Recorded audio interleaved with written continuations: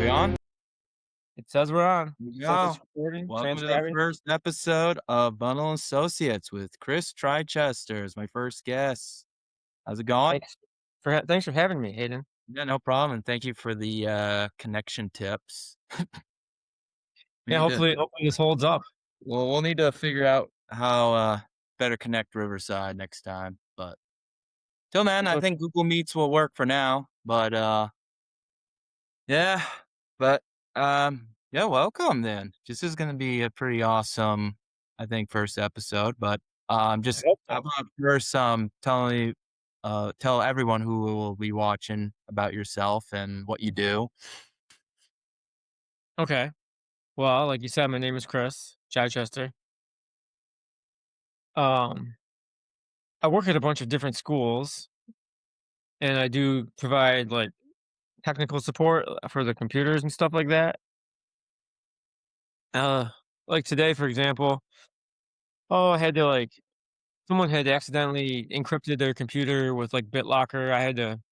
We couldn't get the recovery key, so I had to wipe it for them, and then I called in a few computers that were broken, like the screen was broken on one and a space bar was broken on another to Apple, and then they'll send out a box and get them repaired, you know. Kids are always breaking their computers and a bunch of other odds and ends, and I also do in my spare time, I do maple sugaring. I just, boiled about a gallon yesterday, finished that up, and I'm also I currently live at my wife's house. We got married, and then I kept my house across the street, and it's an Airbnb, so I do like Airbnb stuff. One thing that happened today at the Airbnb was Fred's Energy came over there this morning to like do a check on it, it's like a propane check. They do them every couple years. And while they were there, I had been getting messages on my phone saying like there's something wrong with the thermostat. Every time it turns on, it was taking too long to heat up.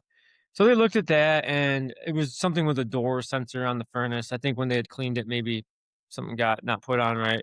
Anyway, they fixed that. It was very easy. But then when they left, this guy from Florida, he's new. He tried driving out like of my driveway. It's like kind of a pull through. You've been there before. And he got completely stuck in the mud. And his like the big Fred's truck was stuck. So, my wife was taking pictures of it, and they got him out. They sent another truck down there, just a regular, like, pickup truck, and they just kinda pulled him out with, like, a chain or something. Oh, So Jesus. and then, what else I do? I rent out one of my old cars. I rent it out on Turo. People, like, pick it up at the airport, and they'll drive it for, like, a week or so, or actually, one woman recently, like, rented it for, like, 2 months. She was a student, flew in from California. I think she was taking classes in Burlington somewhere. But, Oh, yeah, I do that, and then technically, I am I forget what they call it, a top dasher. I do a DoorDash sometimes. yep. I haven't really done a ton of DoorDash lately.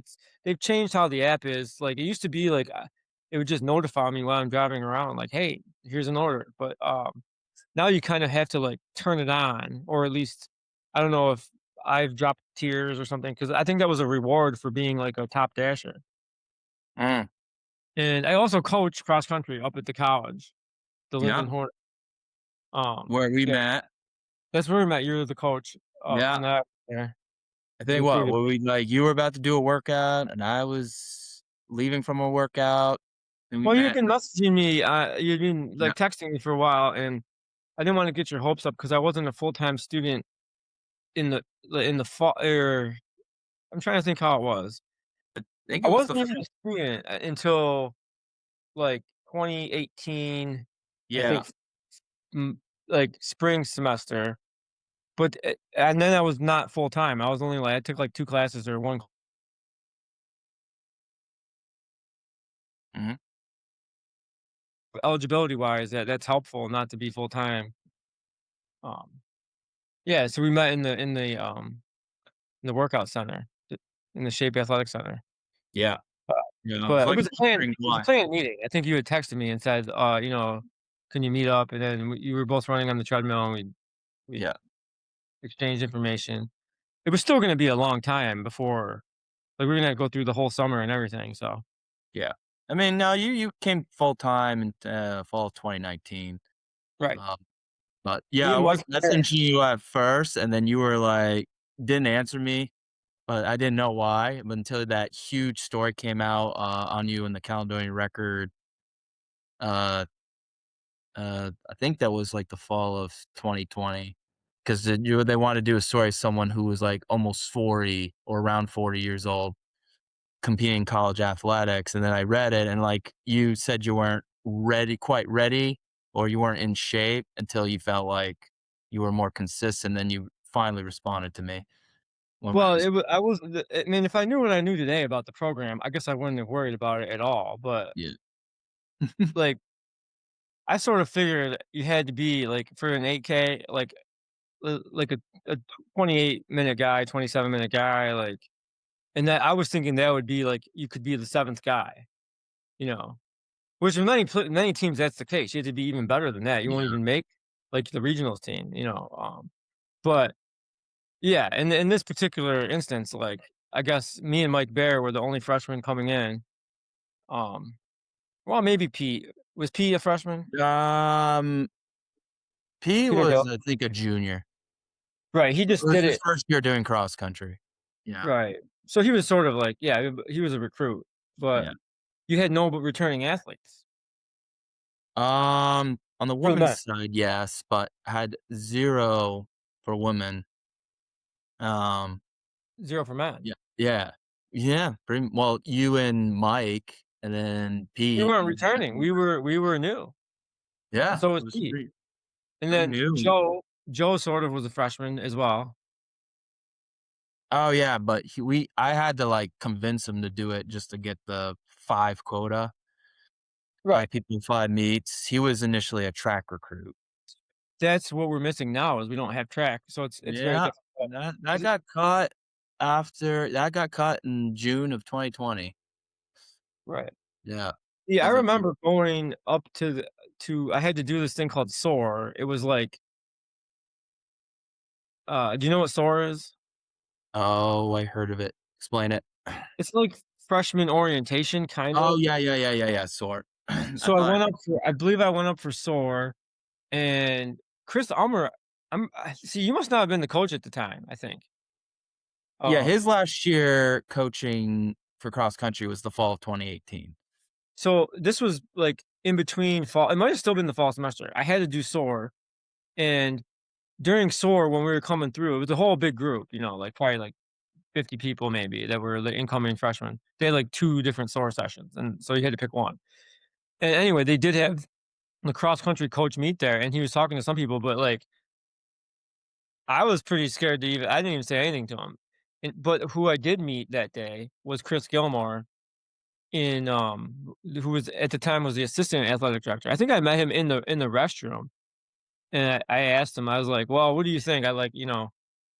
I kind of gave him the story, and he's like, "You'd probably be okay." He's like, "It might be nice having an older guy, like, to kinda on the team that, like, it would be okay." So then I was like, "Alright, I will do it." I think I had to fill something out to say I was interested, but, I never, like, spoke to Ummer or anything, and then Yeah. the rest is history.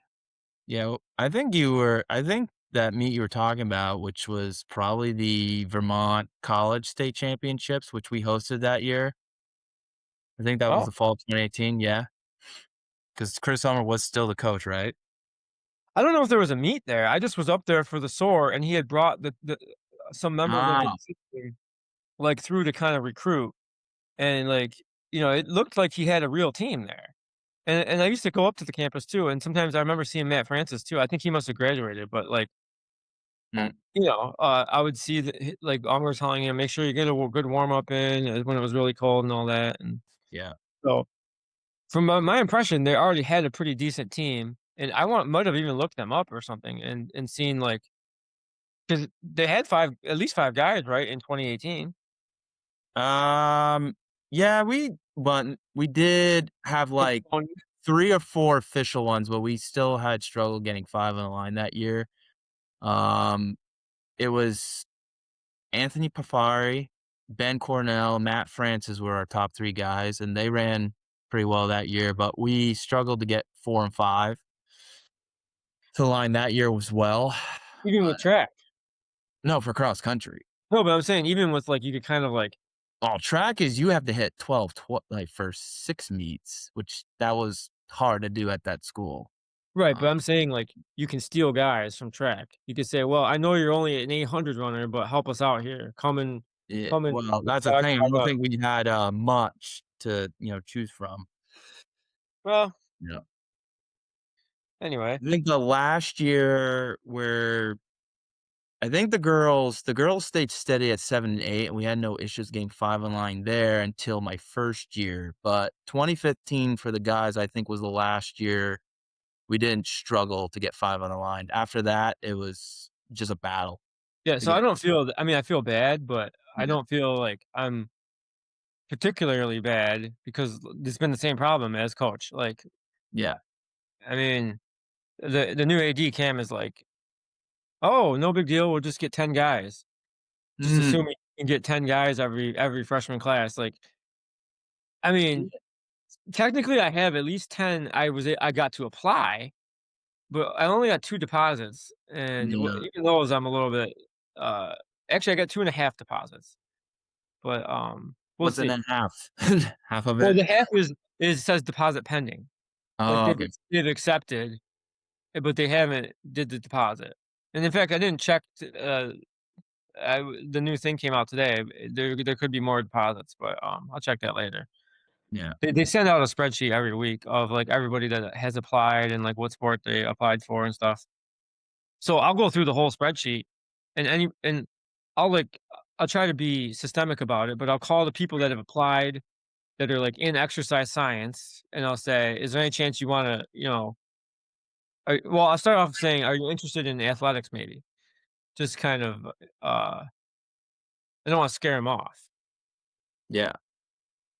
And No, then I'll say, "Well, one of the easiest ones to get into is cross country. We're only gonna do about 5 meets, and it's pretty laid back, and, it's a good way to get in shape, and it's a good if you're trying to get back in shape for another sport, it could be a great way to do it." It sounds good on paper. I mean, people are buying it, but it's you gotta get them on the van to the meets. That's the trick yeah. to it. It's like, pulling teeth. Yeah, it was Well, the other definitely, part is, dude, the paperwork. Like, I've had a few kids that were, mhm. like, pretty much golden, and then they just can't do their, like, ARI stuff. It's, like, physical, not even the Yeah, physical, but they have to fill out all these, like, questionnaires that are the same questionnaire over and over again, and they don't end up getting and then they have to do the concussion testing. Yeah. and the compliance. Yes, all of that. Yeah, the Yeah, compliance, that was a whole other thing, anyway. yeah. But, I did get 1 recruit that was, last year that was, well, 2 females I had that actually ran the same meet.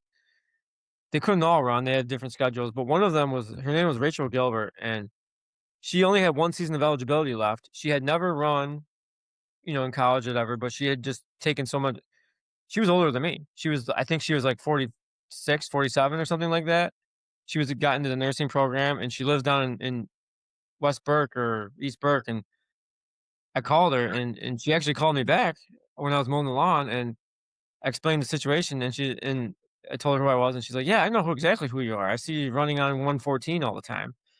And, she's like, "You know what? I would be interested in this, and, put me on the list," and so I did, and she did all her paperwork, and she said it was a she complained about it, that it was excessive. Like, there's gotta be a way to do it where you just fill out one thing, and then Yeah, it adds all the things you put into the rest of the forms because 'cause you're basically filling out this, like, same information over and over again. yeah. But anyway, so she ran. She did pretty good. I'm gonna give her an award, I think, probably Rookie of the Year, kind of in an ironic way because it's also her last season. And then Verna was the freshman. She was great. I'm gonna give her Most Improved. Even I don't know. I should give her MVP, but I think should be happier getting Most Improved because she like got much faster throughout the year, and she can still get way faster. I saw her. She's in the gym running on the treadmill. She's like getting in pretty good shape. Oh, that's good. But, yeah, just a lot of red tape to get into the college portion of it, but it's Well, got how the does it kinda compare to high similar. school? You're coaching high school now. Yeah, I mean, the Well, only 2 things you gotta really do is to have an updated physical and sign up on Arbitrage.com. but how was recruiting? Was it hard to do at, Danville? No, I mean, I have, like, over 100 kids combined currently. I mean, there's no cuts, and usually track and field the past few years, it's been kinda, like, speaks for itself, so I had no trouble Is this recruiting. I the mean, academy you're saying? yeah, this is Or the academy. Yeah, St. Johnsbury. so, I mean, it's like a complete difference than Yeah. looking up and, like, you don't have to worry at all about recruiting. No, just have to worry about, like, who's gonna do what every meet, because that Have you ever had to kick anybody off the team? not so far, no, Right. thankfully, but No. Well, I mean, you get so many hopefully kids, not. people start goofing around and stuff. You have to Yeah, love.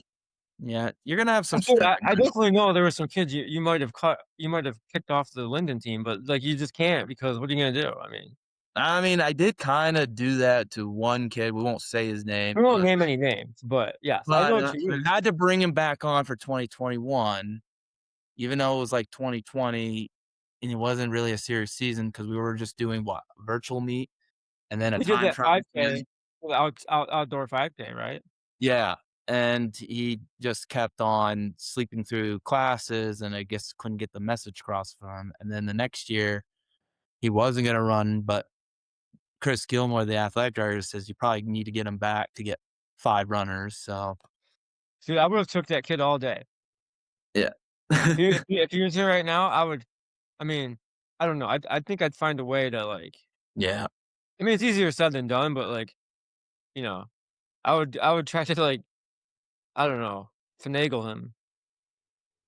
I Oh, mean I did kick off one kid, but you weren't here for that. oh, you're talking about the one that bought his own jersey for the track? Oh, yeah, yeah, yeah, yeah, yeah. I mean, he said he quit, but he threw a fuss, and I was like, "Well, you're Yeah, gonna be off the team anyway." So that was probably the most legit I'd kick someone off the team. but Other not than that, that wasn't cross country, though. He didn't even run it cross was country. track and field. It was like, Yeah. yeah, that was the spring of 2019. Yeah, I never met that kid, but I remember you telling me about him. Yeah. So, but that was the only time I really truly kicked someone off. Yeah. Well, anyway, Uh, before all this, I did used to live in New York. oh, yes. I had a different job there. Well, I had a few different jobs. The first job I had in New York, I got it right out of high school, was I worked at a college called SUNY Geneseo, and they, hired me in the summer. My mom was kinda, like, in charge of she was the director of information and computing or something. Anyway, they hired me in the summer to, like, work in the help desk. So, similar stuff I do now, like, helping people I mean, much older computers, you help them, like, print or, like, just figure stuff out on their computers. I can't even remember. And then we would get new computers, and we would, like, have to take them out of the boxes and set them up and stuff, and yeah, a lot of stuff like that. And then so I did that in the summer, and then eventually, I got a job in a monastery. There's these monks that live or you know what a monastery is? Is it like their, Buddha temple or something, Yeah, it's or kinda like that, but except well, yeah, there's lots of different kinds of monks. These monks are not like the Buddhist monks. They were called, Trappist monks, and they were like the order of Saint Benedict. They were Catholic. Eh, so, a lot of the monks were also priests, like, they were ordained as priests. There wasn't a ton of them. There was, like, 40 or 50, maybe, tops, and so but they had been up there, in, Pafard, New York, right near where I was living, and they did cattle for a long time, like 50 years. They, like, raised cattle. That was how, because Trappist monks, they have to, like, work for their living. Um, anyway, they, but then the cattle, I don't know what exactly happened, but at some point they got rid of the cattle, and they had a guy there named Brother Sylvester. He had been in the Navy, and he was baking bread and he was really good at bread, and, like, they used a special recipe that added milk, so it was a little bit different, and they started selling it to, like, the neighbors nearby, and eventually, like, they started selling it to distributors, and they had their whole line of breads, and they was, like, making, like, 40 to 50,000 loaves a week, maybe even more sometimes, and so they hired me to, like, I'd come in really late. They called it the midnight mixing man because they would get up early. They get up at, like, 2:30 or 3. They had to, like, pray in the morning, and then they go come in, but they needed somebody there to mix up in this giant mixer. You put, like, 1,000 loaves out of, like, one batch of dough.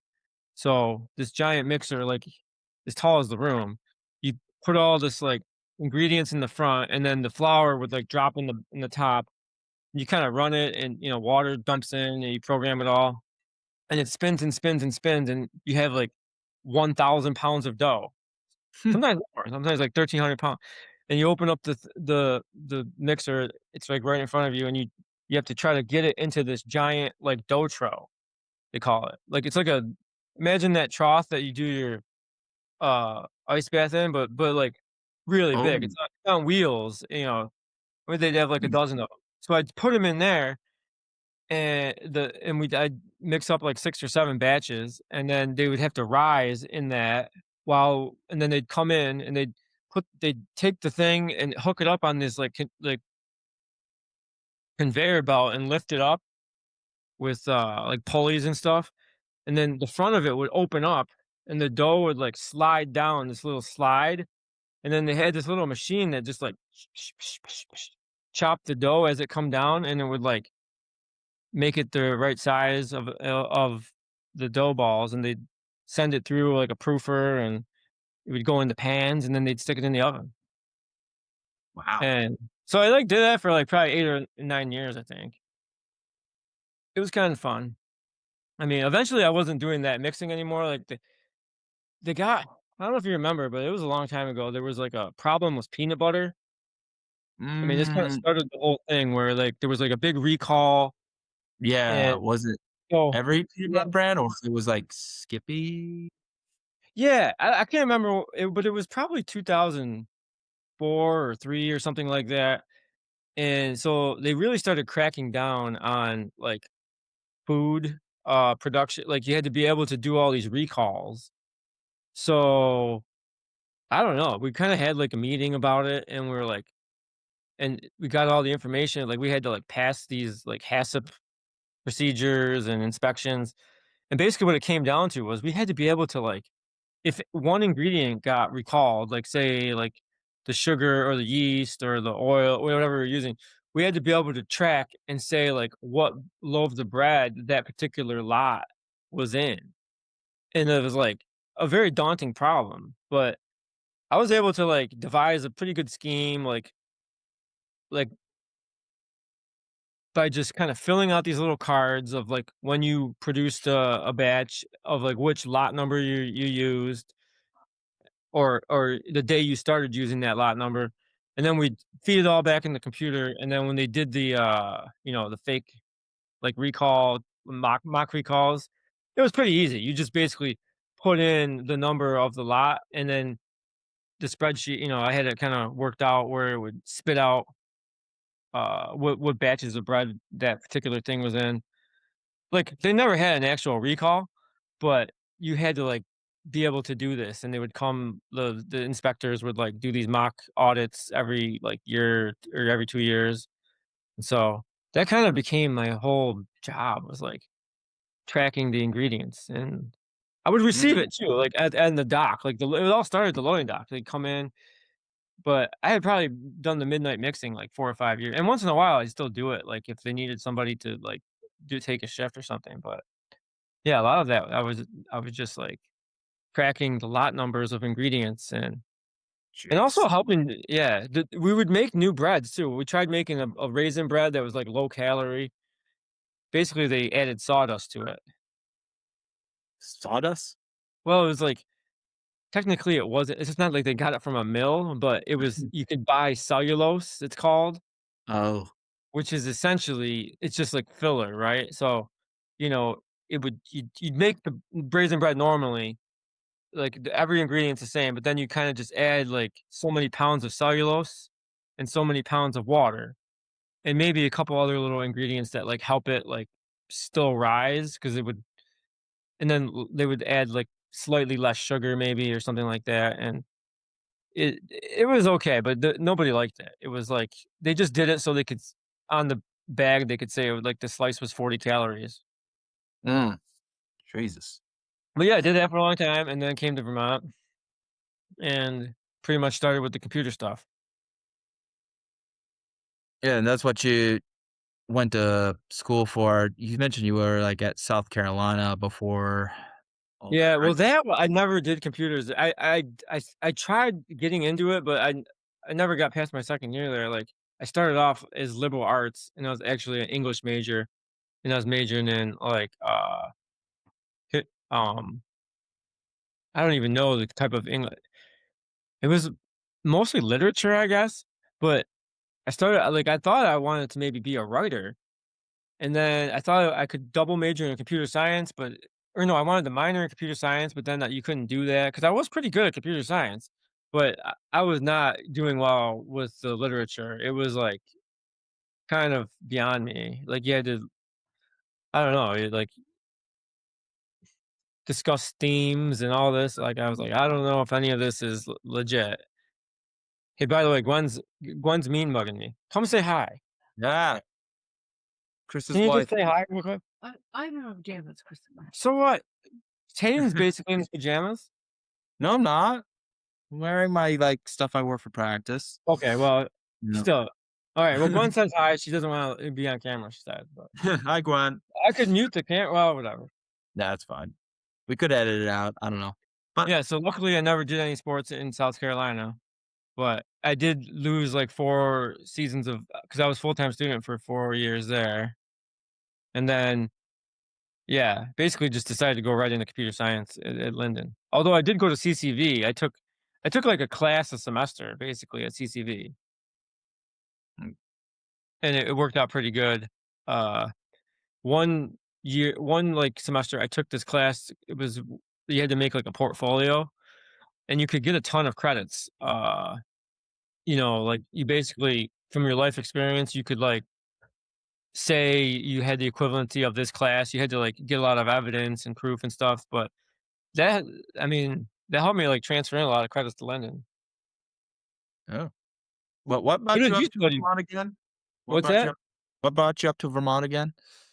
Well, at the time, I was dating a girl that got a job like, she was applying for teaching jobs. She was, like, living in my house in New York, and she almost got a job at the place where I was, like, K through 12, went to school, and, she didn't get it, but the only other place she got an interview and she had applied to, like, on School Spring or whatever the platform was to, like, hundreds of jobs, and she got an interview in Orleans, Vermont.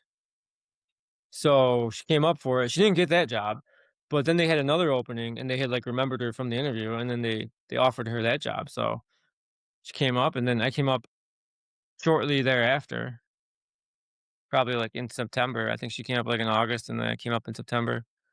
Um, it was a pretty good move. I brought this fish Finley with us, like, it survived quite a ways. I mean, it was that For fish, what? like I brought a goldfish with it, like, Oh. yeah, like it was, like, a difficult trek for the fish. I mean, it made it I mean, that fish probably lived, like, to be 10 years old at least. Oh my god, I don't think most fish last a year. It was one of those big one like, it was Oh, like a yeah. fantail. Yeah, it Oh, it was wasn't big. a goldfish. Wasn't So, yeah, anyway, then I lived up in Orleans and then slowly or no, Newport to start. And technically, I did get a job up there at a catalog they didn't sell catalogs, they like, you had to answer the phone, and when it was it could be, like, 10 or 12 things that would come through the phone. One of them was, like, Vermont Teddy Bear Company, if you ever hear of that. Yeah, I did. Yeah, one of them was, like, Harriet Carter Gifts, like and it's basically a bunch of older people calling to, like, order stuff out of a magazine, and you basically help them place their order. Oh, okay. Or the with the bears, you're kind of you say, like, "I'm your personal bear assistant," and you help them make the b and there was a couple others odds and ends. Yeah, the Vermont 511 I think was there. You know, when you call about the roads, you could tell people like what roads were closed and stuff like that. But I was only there like 9 months, and then maybe not even. And then I was studying for like this A plus exam is called. It's like a computer certification exam, and like literally like there's two exams, and after I passed the second one, I had applied to this place and got an interview, and I was, like, hired the next day. Like, I went in, I was gonna give my 2 weeks, but at the catalog place, they were like, "No," they were hiring, like, ex-felons, and they're like, "Yeah, it doesn't matter. Yeah, you can leave." Like, a lot of people just didn't show up, like, so, yeah, I think, like, it was and then I've just worked there for, like, I don't know, the past, like, 11 years. Maybe longer, hold on, that was probably 20 I think it's 13 years. No, actually, it's 15 years. It'll come up on 15. Oof, long time. So it's a pretty long time, Yeah. but I mean, I won't be working there forever. That's for sure. What do you think about doing next after that? Well, I'm probably going to Texas at Oh, at yeah. at some point. I mean, I don't know.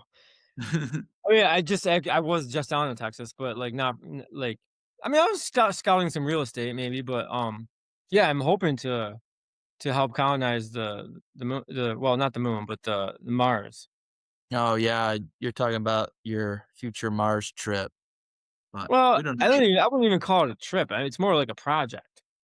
a project. Yeah, I'm looking Um, forward to help out, and and I think we're getting very close. It's what is it, 2026 right now? yeah, I'm thinking I need to make a some sort of adjustment in 27 or 28. Yeah, at probably the latest, to align my goal. Like I'm not sure what, but robotics are going to play a large role in it. So yeah. I've been applying to jobs, believe it or not, at like SpaceX and uh, XAI and have not got the last one I said, I heard back to like in 2 days and they said we will not be moving forward with the interview. But I think it's only a matter of time. I'm developing more skills that will help, you know, make me more hireable. yeah. It's like, "Elon, hire him. Come on." Well, I don't think he used to, like from what I understand, he used to like have to like approve every hire, but it's like it's not a misnomer. Like someone asked him that recently in an interview, and I saw, and he's like, "No," he's like, "I just can't. That's impossible." It's like I would literally be every 5 minutes talking to someone. He's like, That's how many employees that all the companies have now." Like Mhm. it's no, there's like he'll, people will get hired and he'll never see them for their entire because there's too many people. Yeah. Like, when we went to SpaceX, oh my gosh, that place was, like, huge down in Brownsville, Texas. That's where they're launching the Starship. Yep. Yeah, that was, like, massive, and that it was nothing, like, not even 5 years ago, it was basically nothing. Now it's a huge, like, factory, and they're building, like, these giant, they call it the Mega Bay, where they're basically they're trying to build I think something like 10 a week of those starships and just crank them out. They wanna build like a fleet of 1,000. Jesus. Yeah, man, it's pretty cool. But so we'll see what the future holds. What about you? You gonna stick around coaching? Well, we'll see. I'm giving this a shot and, trying to do online coaching, but that's not been picking up. I Yeah, because only you could one guy. podcast from anywhere. What's that? You could podcast from anywhere. I know, I could. You're technically working remote. Are you gonna have sponsors on this podcast? I don't know. This is the first one. You got to get sponsors, they gotta notice you. Right. Well, But we'll see. I mean, I think I'm just starting this because I think it'd be fun and something that, I've been always interested in the podcast world for the past few years. And I think it's nice to like just go and just talk with friends, colleagues, or even hopefully in the future, like clever. experts in different fields or well known people, and then just have good long conversations with them. What's your favorite podcast? I mean, I got into the Joe Rogan thing like a few years ago, like Joe Rogan Experience. Yeah, The he's only great. reason He's I got excellent. into that because one, I was hearing you talking about it, but then Really? my older brother was talking about it. But I kind of like started to get into it when I started cold plunging, and I was looking up cold plunging videos just to like see the benefits. And one of them was a clip that Joe Rogan had on Andrew Huberman. He's a neurologist that explains the effects of cold plunging. So I was listening to that. The next thing you know, I was going into a rabbit hole of Joe Rogan clips and listening to takes on like why chimpanzees are bad or the dangers of the Amazon jungle. And then all of a sudden, I just got hooked on the full Yeah. episode. David Goggins was like one of my favorite ones that he had Oh on, yeah, and he's I a did cold watch. plunge. I watched one episode of that. Like, I don't know. He's crazy. I wouldn't recommend doing what he does to any like general person.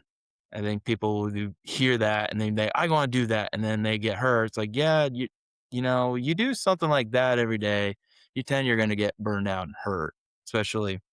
But you know, David Goggins, he's obviously been the special forces, well, a former Navy SEAL.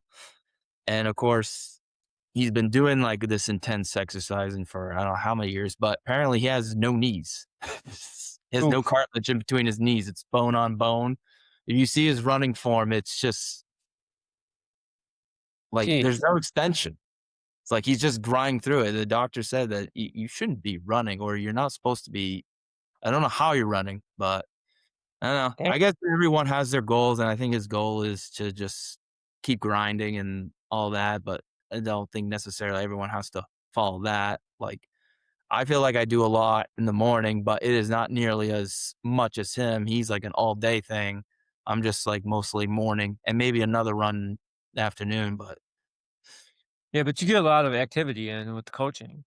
You're yeah, constantly moving around, and yeah. well, yeah, because you know when you go to meets, you're walking around a lot and all that. Right. Just now in general, like you know, a fitness regimen for But aren't you myself. doing, like, chores around the farm too? You're doing, like, chores? Whenever my parents need me to, like, they will bring down wood. Chopping wood? That yeah.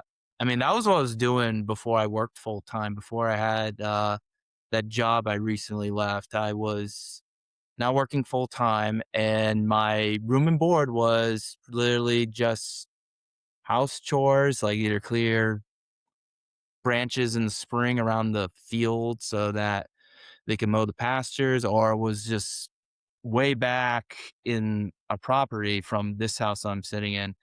There was like nothing but dead pine and wood. And my dad just made me and my brother like one, I think it was like 2015, 2016 of in that winter, like December to January, started like cutting trees and create this backfield. And that took me or like, and of course, like I did most of the work because I was like there like 3 hours a day. My mom would help pick up the wood I cut up and stack it, and then we eventually bring it down to the other house. But that took over a year, I Was it think. dangerous? Yeah, you have to watch out. Like there was like a miscommunication between my mom and I. I looked at her when I was about to cut down a tree, like looking at her like I'm about to cut down this tree, and I think she misread my signal and it almost hit her. I was like, unfortunately, but thankfully Because it was. didn't you, like, much later on, didn't you get hit with a tree as well? Yeah, oh, yeah, yeah, yeah. Like back in what was oh my god. Actually, that was probably almost 5 years. Actually, I think it will be 5 years ago this weekend that happened. You were wearing a helmet though, I right? was, but I was such a dope because it was like, say, like I'm approaching it like this, and it was like broken off like that, but the bottom of the tree was touching the ground, but there was this other small tree underneath, and I was afraid that if I cut down on the top, I was gonna get whiplash from that bottom tree, so I decided to cut the very bottom so it wouldn't whiplash me, but also not take into account that that broken off tree was not gonna I probably assume it was gonna hold. The next thing you know, I was just sitting down on my ass like, "Oh." And luckily I go down with him. My mom was there. I was like, "Are you okay?" And I just stood back up like, Jesus. It's like, I cannot believe I missed that. So, yeah, Yeah. unfortunately, I think it shook my nervous system because I was feeling like I was, like, Uh, over a month, and even though in that time between that and then probably towards, like, mid-May, probably a little bit over a month, I was experiencing, like, little, like, had a hard time to breathe, for a few seconds, and that will happen every once in a while. Then it was constantly happening over a month after that.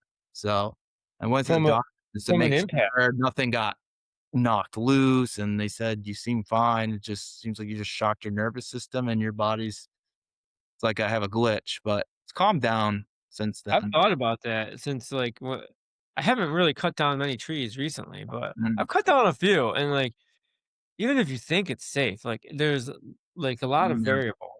Like, Yeah, like, if you're not paying attention, which, can be my downfall at times, it can be, really do you ever use ratchet straps? Because like, I've rarely used, like, a ratchet strap just to kinda guide it with, like, the way you want it to go, you know what I mean? Yeah, sometimes we'll, like, do something like that, but in general, I have not cut, like, huge trees that acquire that, Well, um if it's near a line or something, and I don't want it to, like, land on a fence line or something or Yeah, on yeah. But, like, dude, I'm not even doing that anymore.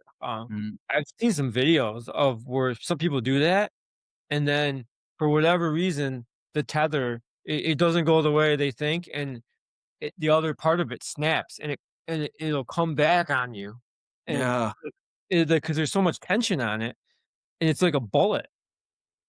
There's there's really yeah, no say like, what I would love I've been thinking about this too, is, like, if you had a robot, I would totally send the robot out, like, mhm, even if I had to, like, teleoperate it with the chainsaw.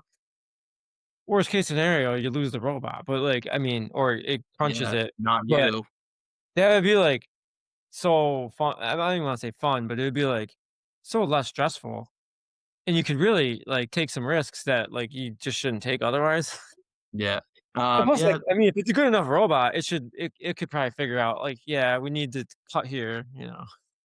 it might come to that, but, it's, like, definitely been one of those longest jobs, like, held by man. I'm pretty sure they don't want robots cutting the trees for them, but it is, like, Well, one of the they already most have those things you get in with, like, chainsaws that are, like, they're like skidders, you know? Yeah, And those I mean, it's not because you wanna replace a job. You're not really replacing a job, you're just, like, making the job safer yeah, for the I mean, someone's gonna, has to decide which tree to cut down. I mean, even that's, like, knowing which trees need to be cut is not, like, necessarily it's something that you have mhm, to kind of learn, like, I mean, especially if you're trying to and can you afford, and you getting gotta out cut those it go, don't forget. You gotta cut the right gap, you can't have it splinter, or else it's yes, just or the worth of the tree is just gonna go down based upon that cut. because 'cause you're trying to get money for the wood Yeah. sometimes. And not to mention the where that you're cutting it, they wanna land it on a certain spot, and then if you cut it and it doesn't go your direction, it's gonna be harder to drag that tree out of the woods. I almost hired this guy when I was getting some trees cut down. He actually came out and he gave me a quote. His name was Ben's Danger Tree Removal, and he climbs up the tree, with like I think he has a little thing that he hooks on, but he cuts it from the top up. And he has the You tree know, spikes to go up with it. I You know, guess so. I mean, like with yeah, on his shoes, they would wear, like, spikes and climb and just, I like think so. Yeah, and I was like, dude, that's so dangerous. And he's like, well, that is the name of the company. It's Ben's Danger Tree Removal. And I really wanted to hire him, but then, like, these other guys were just, like, driving around doing the tree lines in Linden, and, um, I I just asked, I was like, "You will you do anything, like, on the side?" And they came by, and they cut these trees in, like, 20 minutes with the because he has, like, a cherry picker thing, whatever it's called, like a lift. Mhm, So it was like he did basically what the guy was doing, except he didn't have to be in a tree. He just had, like, spotters, and it was like a group of 4 guys. One guy's, like, cutting down the trees, and then, or the limbs, and the other guys, like, cutting them up into pieces, and they, like, were, like, in and out, and it was, like, the easiest 600 bucks I ever made. Oh, jeez. Yeah, Wow. no, but, you know, it was well worth it because some of these trees were getting close to, you know, I know what it was. They were dying, but they were, like, gonna, like, fall on my fence. I have, like, that little fence area. Yeah. So, yeah, they cut Yeah, those because you were trying to see if I could cut them down, and the right. picture you were showing me looked like, "Yeah, I could," but then the way the picture was positioning, it was like one was gonna go over the power line, one was gonna go over your fence. Yeah, they had no problem with it, though, because of Yeah, the cherry picker. They just, like, cut it down piece by piece. I yeah. I saw near, when I was in South Carolina once, I saw guys do something very similar, um, right next to a giant, like, must have been 12-story, like, school building, and, they, like, strapped the branches to like, the upper part of the trunk, and then when they cut it, they would, like, lower the branches down, like, they weren't even never dropping anything. They, like, Hmm. did it like a surgical, probably because if it fell, it was gonna hit, like, sidewalks and crack stuff, and they, like, dropped it down, lowered each branch down as they cut it. It was all wrapped up, and, like, it was, like, they just did it little by little, and slowly that thing, like, turned into nothing. It was amazing, and they just carried it away in a truck. It was Jeez. gone. Well, I mean, it's a very skilled job, but it is also I think it's definitely one of the most dangerous jobs, but maybe it's probably try I wanna see if you can look it up. Is it like the being a woodsman, is that the most deaths in that industry? You talking about death per Yeah, yeah, because I think, being a woodsman, it kills more people than any job. Yeah, it's consistently ranked as it has 90 to 100 deaths per 100,000 workers. It's over 25 times higher than the average. The primary Jeez. cause of death is falling trees. Yeah, I mean, Yeah, I yeah, knew a kid growing up that his dad, that's how he died, cutting down a tree. I mean, yeah. I remember the biggest tree I ever cut down, like, it wasn't super big, and I did it in a pretty safe way, I think, but, dude, when it was, like, falling down, my heart was, like, pounding. Mm. It hit the ground, and, like, the ground was shaking when it hit.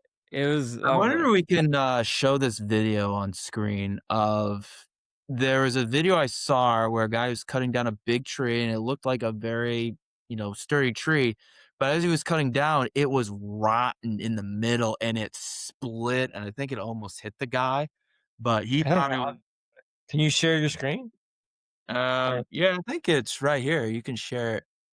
Yeah, how share do you screen. Just press that, square button with the arrow on top in the middle. where's the button? It's like the right next to the camera button. That's saying to share my screen. Yeah, sure. Let's see what it looks like. Click on it. Well, the problem is I had to, like, give the permissions of Google Chrome, and Oh, then god. it's saying it won't work until I relaunch Google Chrome, and then so if I do that, we'll be in trouble, because then the call will stop, I Yeah. think. What, can I promote you, though? Well, can't you just share your screen? Let me see. Share screen, window, It should let you. Maybe I I think can make you a tap audio. See. Yeah. And presentation is starting. let's see, do I see it? I don't know.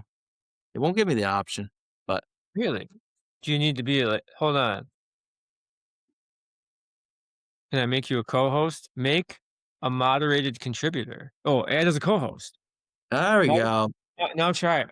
Hey, one sec, I gotta grab a power cable because my thing is gonna die. All Here, right, gotcha.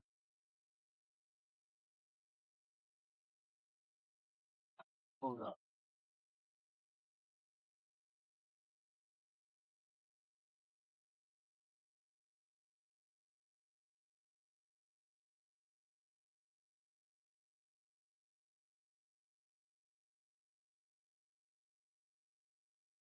Yeah, I thought I had a charger here. Hold on. Alright, I got it.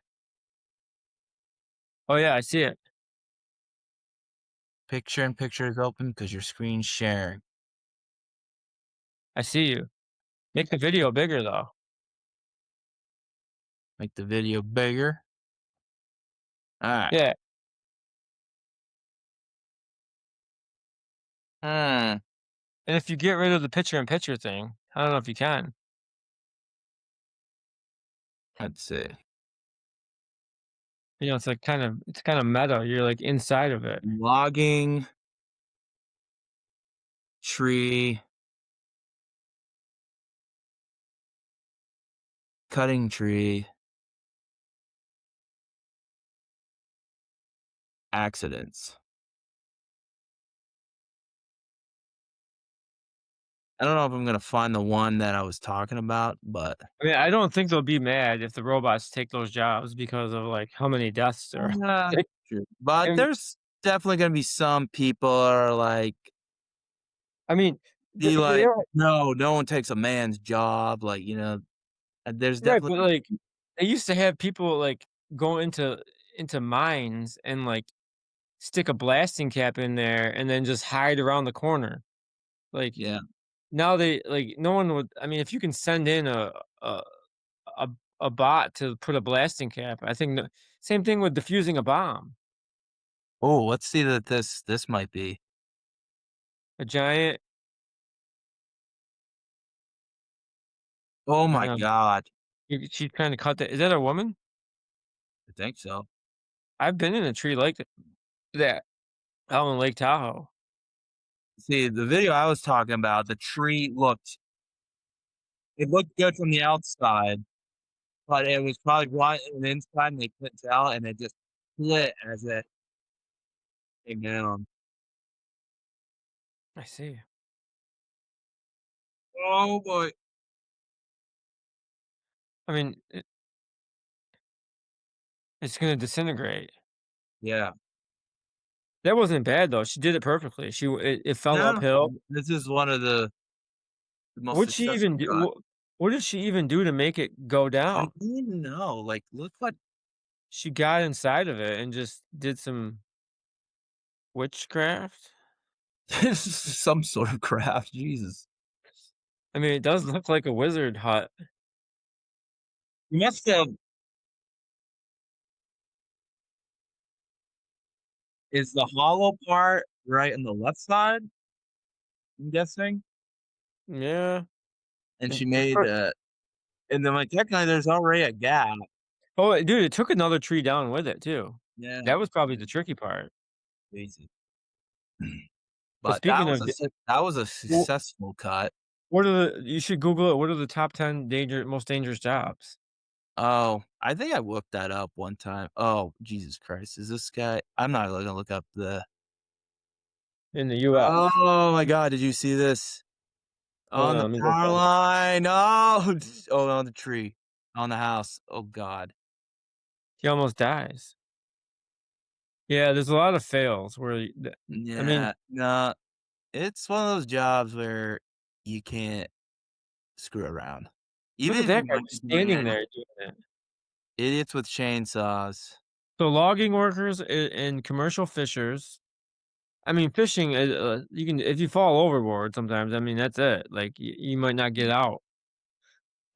Aircraft pilots and fighter engineers, high fatalities for pilots of small aircrafts and crop dusters. Mm, It makes sense because you're up in the air. Um, Roofers, yeah, because you're up in the air and you might fall. I mean, think about how many times, like, in just a regular job, someone might fall. Like, mm, waitresses slip and fall once in a while. They drop it, and but you just drop a tray and it's no big deal. You yeah. fall on a roof and you fall off the roof. It's not, No, yeah. No one's gonna, like, clap like construction a workers, back yeah. then, they didn't have I don't think they had harnesses, did they? Farmers, ranchers, structural iron, steel workers, yeah, Steel all those workers, yeah. and electrical power line installers are yeah, of course. 'Cause, well, you have the height and you're also up there next to, like, deadly high voltage. Yep. And Oh, yeah, and also, deep divers. Remember yes. Yeah, the they did. the I people that are wonder why working that's on the bottom of you have you seen that movie, The Last Breath?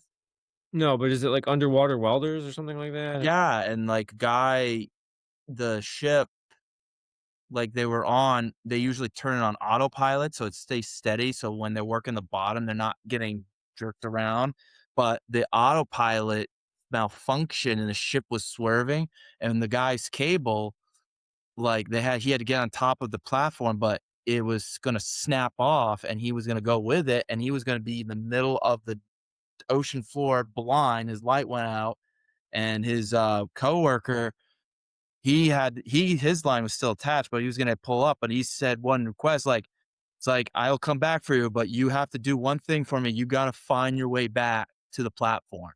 And luckily, he did go to the right direction and got on top, but he was running out of oxygen, and then he decided to clip himself on top of the platform because he was running out of air. He was gonna so so he clips himself just in case the bottom seat drifts him off. They were trying to pull him off with a drone, but realized he did that and like, oh, smart lad, but but they were able to get him. But he had no oxygen for 29 minutes. He would should have been a vegetable, but they were still wondering like, why? How did he survive? But I think it So probably cold.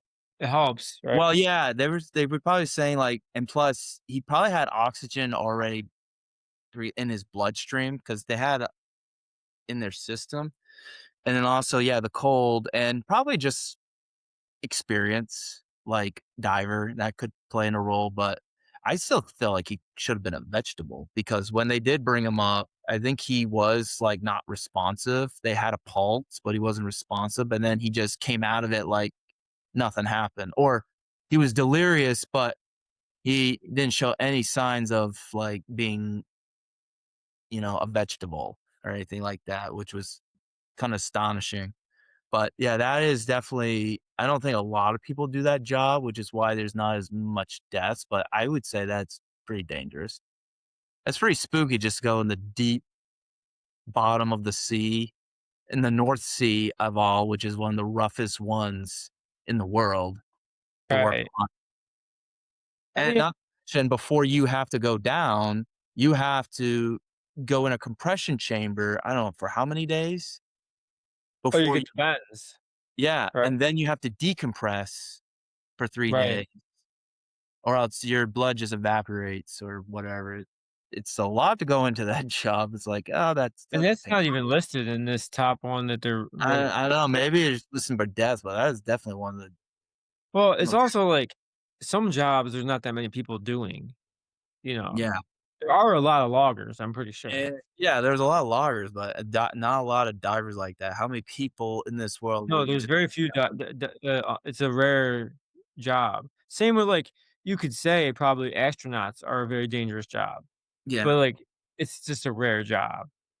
But Like, more being people have been up in space than down in the sea. really? Yeah, Wow. look it up. Just double check me on that one, but I thought I heard that more people have been up in space than down in the sea or deep in the ocean floor. What would you call it? On the ocean floor? Yeah, something like that, or the abyss. It's generally true that more people have been to space than have visited the deepest parts of the ocean floor, Yeah. like, specifically the Mariana Trench. I mean, yeah, it's tough to go down there. Remember that submarine that crashed? Or it Oh, the Titanic one? not That even was no, yeah, the guy oh, yeah, the guys going down to visit the Titanic? Yeah, those oh, idiots. but what you were talking about, which submarine? That's the one. Oh, that was That the one? Like, yeah. yeah, That it guy was was an like it he was was the trying to least make it out of dangerous what? Carbon fiber?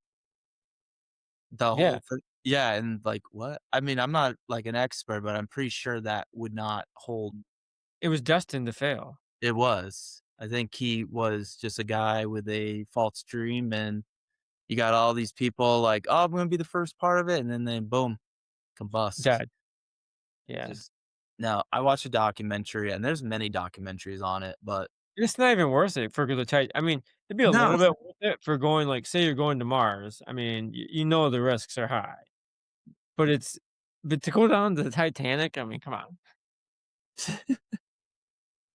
Like, like just leave with it alone. Just leave it alone. Like, or send down the robot subs. It's a perfect job for the they do robot. send down Yeah, technology to that's what I scan it, mean. That's good enough. but it's just like, now we're it's scary, though. I mean, some people might find it amusing, but I mean, let alone open water. Being in open water alone is scary, but being in the depths of that, you don't know what's down there. Would you rather be able to breathe underwater or to fly? I think I would rather fly. I think the ocean's just too scary. I mean, breathing underwater could literally save your life. But I suppose if Yeah, you could but are fly, you you could talking always, about like, being an fly out of the actual, water. like, superhero Aquaman that could fight off stuff or just legit breathing No, underwater? just that you 'Cause could, like you'd have gills or something, not like, not gonna not gonna save you from sharks. You're just breathing underwater. you're right, but, like, you know what I mean? You could then deep water dive, and you would be, like, you just down there, you chilling. You could, like, be under there for as long as you wanted. True. I mean, it depends, but if like, would it really save your life? I don't know, because like, Yeah. if you could fly, you could just fly out of the water, right? You could just fly above it and right, because, like, you would basically never drown Yeah. if you could breathe underwater. I mean, I think there's less stuff to hurt you up in the air besides weather, Right. heating. No, I mean, flying would be very useful. I mean, Yeah. you could potentially like, if you could fly, though, and have no other power, you would have to be looking out for stuff. I mean, especially if you could fly fast. I mean, you just would run into things, like power lines and all kinds of stuff. I would like to do transport. I think that would be pretty cool. Yeah, Stay in an ability area, you'd be there. Yeah. you could literally, like, transport yourself to a warm climate and then just, sit warm up and then come back real quick. Yeah. Beats Or you could flying, travel. beats I could, like, literally take a mini vacation every now and then. You would have 0 commute time to work. Oh, yeah? You could literally take your bathroom break at work and just use your regular bathroom. I'm You just could. talking about for long trips. I think I will, like, not If you had overuse. that ability, though, and you were at work, you wouldn't just, like, go to your normal house bathroom I think I'd just be used to just walking down to the to because certain one of like, a lot of the schools, I mean, sometimes it's crowded and you gotta, like, wait for people. I mean Alright, maybe in that case scenario, but, right. like, if I can't wait that long, but if it's not a long wait, I'll Would you ever really pack a lunch, though, or would you just, like, appear in your um, kitchen, open but the refrigerator, and eat something I real would quick? I would pack a lunch. Like I said, I wanna overuse those powers. I just wanna use them when I would like to maybe feel like going somewhere that's or, like, for example, like, going to like, I had to drive to Boston for the first time ever, and that was fun, and I wish I just transported there and back. But but on my way back, I got to see Megan and Simon at the I just happened to bump into them at, the It's Cornerstone, rest area in Hooksett, New Hampshire, where, like, the New Hampshire liquor store, I was ordering food, and I was dude, gonna I get love that rest stop. I was gonna eat there awkwardly by myself, and next thing you know, I see someone that looked like Simon, and right next to is Megan, and I just bumped into them, so I guess We if you stopped drive, you might bump into, what'd you go to Boston for? New Balance Nationals for track. Oh, We had some kids compete. alright. Um, I didn't stay for the night, I just went down what was the most, productive day and drove down there, drove out of there, stopped to eat before the Cornerstone store closed, and Megan and Simon were there. Yeah, They we happened to also drive out of Boston. I think they were mentioning their dog had, like, a nerve problem, oh, so no. for and they Starbucks got I or forgot which Judy? one. I don't know if it was Starbuck or Judy, but they had to figure that out. I think they got it taken care of, That's good. but I We were just just down in Boston. We stopped at the same rest area. It's, like, their pizza's good, and I think oh, yeah, their I love the pizza and the popcorn, yeah, oh, the yeah. chicken one. I bought a bag each They time. have I think Gwen has gotten the Philly cheesesteak there before too. It's No, good. no, I got a chicken bacon ranch. Yeah, I think it's a pretty good yeah, well, convenient stop, Yeah, I went there one time when I was bringing Tim Mulligan to the airport too. Uh, yeah. we all Oh, I stopped saw there. him this past weekend. Oh yeah, you said down at the rail trail, right? Yeah. Yeah, and, I saw him driving the bus the other day. He like, when I was yeah. running on the 114, I saw him and waved at him. He's on the bus. Yeah, but point is, transportation can be useful, but I guess if I didn't drive, I wouldn't had, bumped into him, and, yeah, and sometimes those little things are cool, so sometimes you'll miss They them are cool. if you don't drive, but I definitely if I did not know that going in, I was just like, I will I trans got a package that came today. I haven't opened it yet. You wanna see what's in it? let's do a reveal, let's see it. I mean, I know what it is. I ordered it. Well, I don't know. Whoever's watching might not know. Yeah, it's really smelled better than you think it would be. It's like it's like paper bag. There we go. No, it's just a And box. it's just a box inside another box In the box. with another box. Oh, what is it? Wires. Yeah, these are wires. You know what these are called? What? They're called Anderson connectors. Oh, what do they do? So, like they connect they both look like this. I don't know if you can see at the camera. And then one it says positive, negative, and then you can connect them up together like this. And then the other end has ring terminals. So you connect these to like batteries. Ooh. I gotta connect some stuff up with these. They're pretty good. I think they're 6 gauge wire. No, 7 gauge.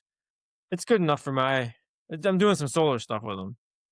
So, it's just a lot better to, like, disconnect that than to, like, Mm. unscrew a bunch of wire nuts off of a battery terminal. And what are you gonna Yeah. hook it up to, like, make Um, uh, I think what I'm gonna, like, connect I have, like, from a battery that I've already got in a battery bank. I need, like, a better connection to there's, like, a terminal with a bunch of other stuff on it, like lights and, right now I've just got a just a wire going from that to the battery, and sometimes I need to disconnect it, and it's a real pain to, like I have to unscrew this nut and take the terminal off. This now I can just quickly disconnect it. Whew. I know, Mm. with no sparks or anything. But, yeah, they're great. I ordered more of them because, the first 4 I got were so useful. Like, I've got a pump that is connected to one of them that I'm probably gonna use these on. The pump is for my reverse osmosis. It, like, pumps the sap through a series of filters and makes pure water that you don't need to boil. So then the stuff that comes out has more sugar, and you boil Mm. it, and then you it's much quicker. It's been going pretty good this year. I'd Yeah. recommend it to anybody that anybody that sugars? I know, I mean, just the guy we buy it from, but I'm sure he knows what he's doing, but oh, I no, mean, no, he's been doing it for years. He taps some trees in Vermont, and he boils it across in Monroe, New Hampshire, where he so he lives. transports it pretty far, huh? No, it's just in Barnet to Monroe. It's not far, it's just jumping the bridge. But he puts it on a truck to move it, or how does he get it?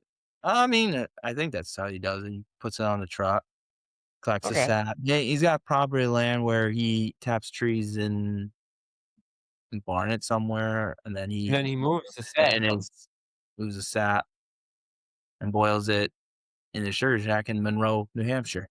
But did you ever make maple syrup yourself? I need to learn. What? I Never? need to learn. It's a process, isn't it? Big process. I mean, the first time I made maple syrup, it was pretty easy. Oh, I maybe I didn't should make learn.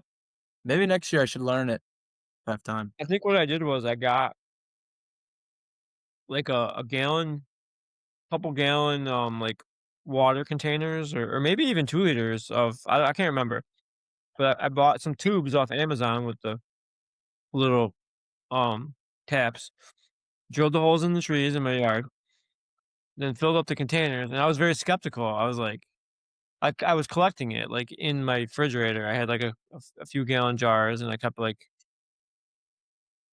keeping it until it was I thought I had enough. And then I just put it in a big mason jar and kept microwaving it.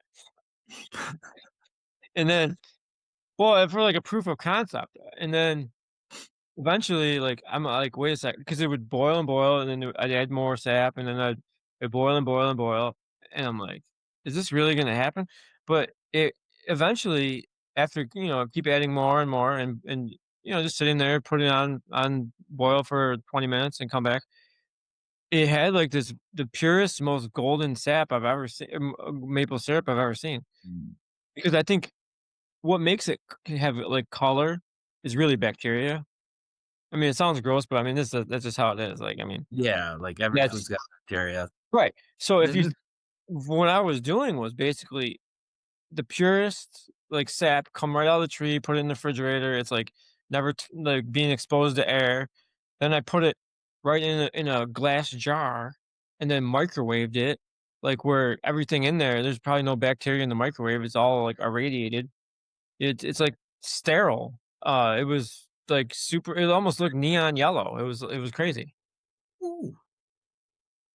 Have you But gone like dark? What was that? oh What yeah, was that? I'm trying to think where. I don't There's know where different Glenn put. grades. There's Oh grade yeah, A, right B, behind me. Hold on. blue. This is like pretty dark. Ooh. It's like I call that Draymond. Folks, if you're watching, this is like the golden jewel of Vermont.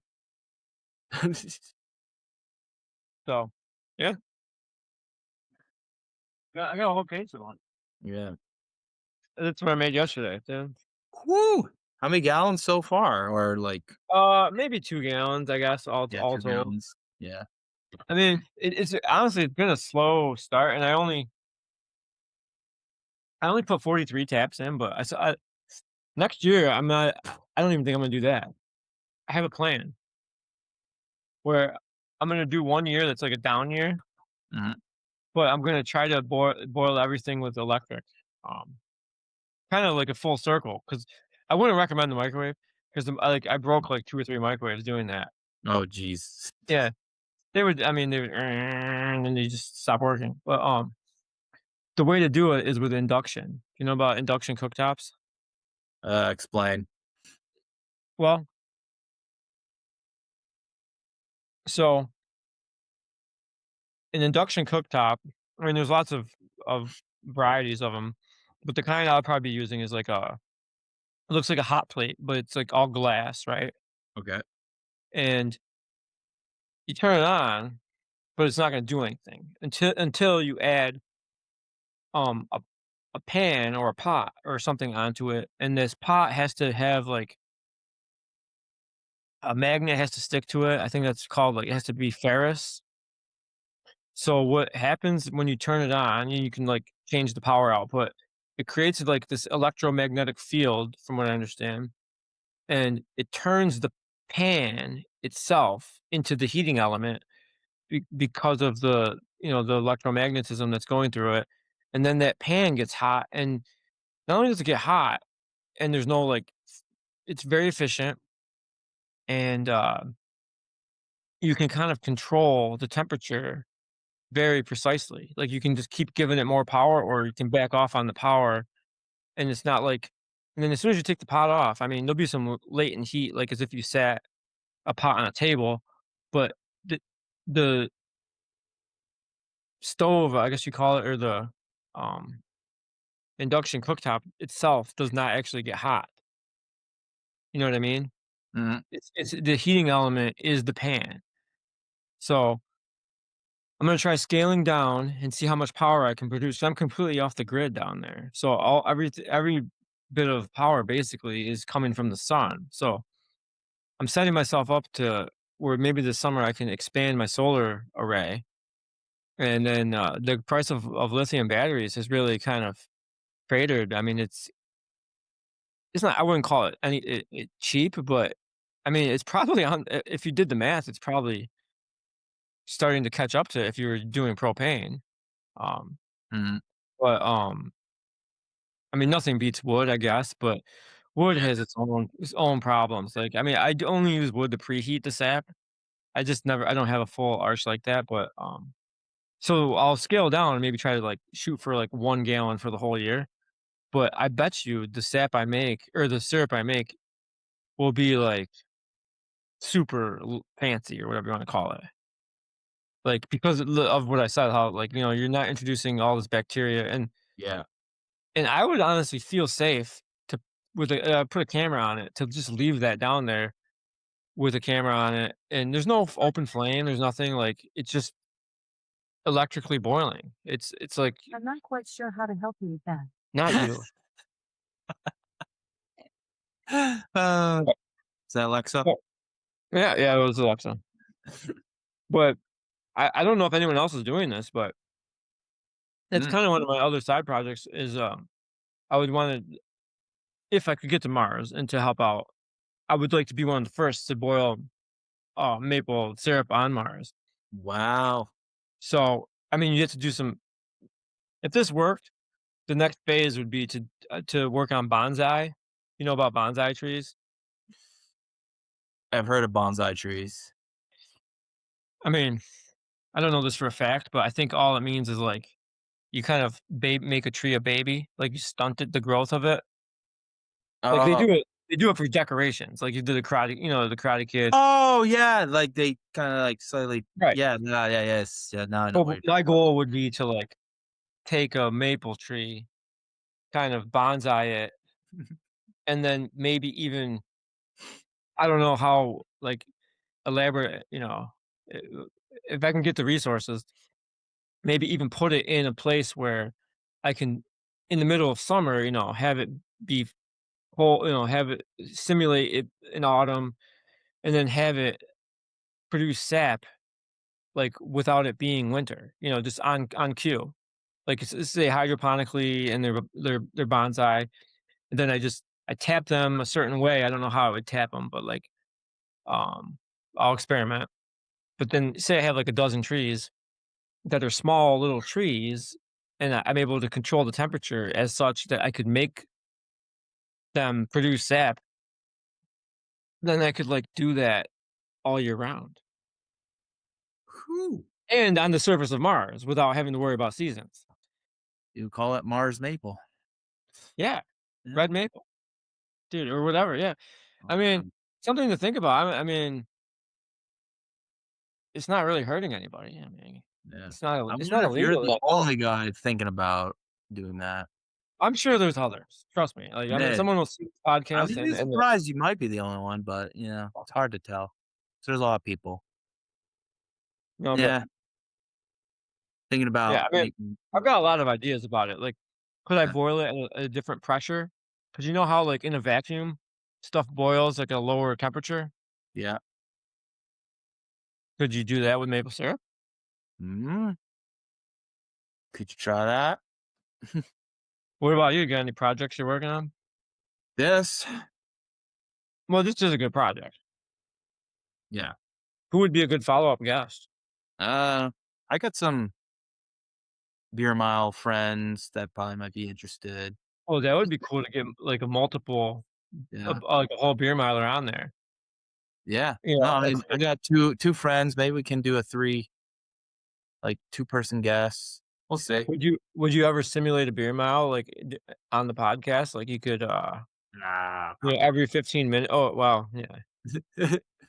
Oh, well, Gotta today I you gotta had a stay PG. kid come up to me, "Are you related to the Hayden Ball that compete in the Beer Mile World Classic?" And I was like I never even knew this kid before I started coaching him, like, this season, and I was uh, like, "Let's make that discreet. I don't know that guy. I don't know him."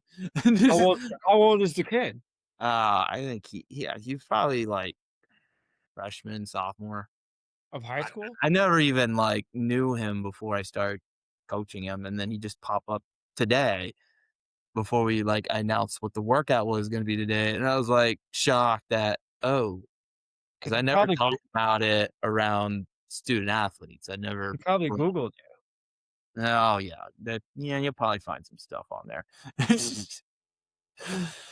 Well, Yeah, I mean, it's all I ha think it's pretty when you Google me, you'll see more of, like, my most recent article, like, being named the coach, and that's it. oh, yes. I Might see have to you the women's cross country, I see you on LinkedIn. Yeah, I see you at Colby Sawyer. yeah. Oh, yeah. But if you go in the videos, you'll find Oh, under videos. yeah. Oh, yeah, it's the top result, 5:01 Yeah. beer mile. Wait, have you ever you've broken 5, right? Yeah, but, I mean, I was just a little bit over 4 ounces, so hopefully I'll get Ah, a more legit but this year, they're gonna do a road beer mile, the North America, like, classic in St. Louis, July did 11th. did Ben run a 5:21? No. No, that was my first beer mile, it Okay, was underneath his YouTube account. okay. Yeah. He did it I he was gonna posted say, it. I mean, I'd believe it, I guess, but I don't think he could do one right now. No, we tried an eggnog mile back in my senior year, his junior year. Let's just say it took him, like, 30 seconds to get the eggnog down. Oh, he did well this past winter. Remember we No, did it? he was pretty yeah, he was a Wait, lot did he do eggnog or chocolate milk? I can't remember. better. I think the first time no, I think he did eggnog the first attempt, and then he just tried to pace me the second attempt. It Oh, was Matt that did the chocolate milk the second attempt. why'd you pick chocolate milk, do you know? I think he just wanted much rather do chocolate than the eggnog. I mean, maybe I should just try seltzer, see what happens. Oof. I mean, that's It's more kind it's more fizzy, but there's no, like there's that no, will just like, make you burp even sugar. more. I think more than beer. Seltzers. That's got more crisp and carbonation, I feel like. But yeah, but this summer is gonna be a road beer mile. I think they're gonna use it to determine who will go to Worlds, which by the way was supposed to be in the Netherlands, but they pulled the permit. So they had to struggle to get another, venue, and I think it'll be in Cologne, Germany, right around the beginning of Oktoberfest, which would be in mid-September, which is weird That to start that kind of Oktoberfest. seems fitting. It seems fitting that they would do that. The only problem is they want to host it on the weekend that I typically like to host the Uh, cross country invite at Danville. So I don't know if I have to like either try change and it? change it and or because I want to help out because I helped start that meet and maybe move it to October or just hopefully they just change the date of the beer mile and I can make it work. But What's the beer that they drink? I wonder if they would switch to a German one like Beck's. isn't Beck's like non-alcoholic or they do have a non-alcoholic option? I thought Beck's was regular.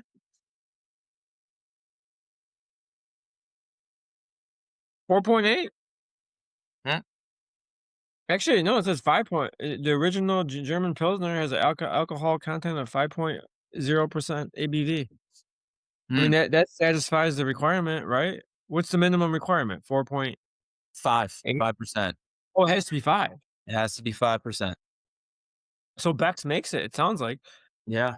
Does say that in some markets, the ABV can be slightly vary, appearing as 4.8 or 4%. It's probably like Utah or something that they sell different ones, Yeah. but it claims 5%. Ooh, Mm. 4.9 though. I bet you in Germany they would have the exactly ones you need. I mean, I don't know it depends on like what they look into, but I If you think that can't bring it with you, they right? they did import the Flying Monkeys beer from Canada. last Okay. year in Portugal. I don't know if Right, that's what they're right. gonna do again this But you year. didn't, like, pack it in your suitcase, I'm saying. Yeah. I mean, I guess I wanna ask because it was, like, Corey Bellamore, the guy who won it, he helped import it, and you know, it sounds like a process. Yeah. Well, So, anyway, I hope you make it to Worlds and it doesn't coincide with your yeah, I'll try to make it work. Try to do it, but the road beer mile should be fun. They still have to finalize the permit there, but that's why I'm a little optimistic because you know what happened in Netherlands, it could just easily someone could just change their mind and just be done like that. So you never know. It's not final until it's set in stone. But they seem pretty like confident that it's gonna happen in St. Louis. Sweet. Yeah. That's where the qualifier is gonna be? Yeah, I think that's what they're gonna shoot for. They wanna try to get new names, try to get the OGs there, like the OG beer milers. Is anybody coming up that you heard that just turned 21? Um, Chris Robinson, who's been the top American guy, um, he's the American record holder. He says there's like a few guys from Princeton that are interested in taking part. And they claim to be like 430 something milk milers. I don't know if it's just chocolate milk or regular milk, but they also are sub 4 guys. So Wow. that'll be interesting. But I don't know how well they would do in a beer mile. I guess we'll have to find out. Yeah. You usually hear people do really good in a milk mile, but then really suck at the beer mile. I mean, how much drinking should you do to train? You I can't mean, just be, like, never drinking beer and go into it, like well, what I did last year was did like 2.5 months of no drinking until I finally had to do my time trial, and then I just practiced chugging 2 beers a night. While okay. while practicing, I used to practice at a 20-ounce, like, water container and try to chug. Even though the airway is a little bit more open, I practiced chugging that. Then I practiced chugging out of a glass blueberry soda bottle, and then I saved that bottle, and I chugged water out of that, and then I bought seltzer, poured it into it, and then practiced chugging that, so I didn't have to, like, chug beer all the time. I just That's pretty smart, and then your stomach, gets and used then to I would learn how to caffeine. just chug the beer within a week. So, yeah, I think that Interesting. but I never, do chugging during workouts, even though, like, few people recommend I should do that, but I just always felt like I did okay without it. I mean, I guess the only reason to do that would be if you're training for your first one.